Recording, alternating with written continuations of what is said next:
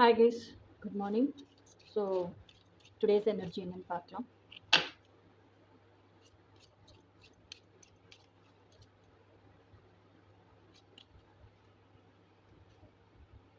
Eight of Wands. சரிதா?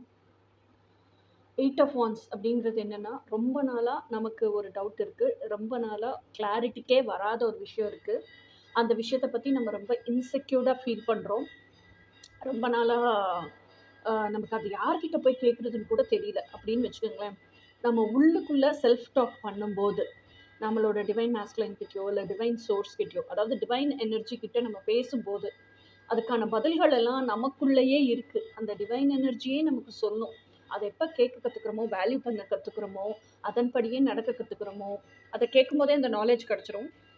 அதை value பண்ணி அது அந்த இன்னர் வாய்ஸ் சொல்கிற மாதிரியே நம்ம எப்போ செய்ய கற்றுக்குறோமோ, அப்போ அதை லைஃப் பார்த்தா அமைச்சுப்போம். ஓகேயா? ஸோ இதுதான் எயிட் ஆஃப் ஒன்ஸ்.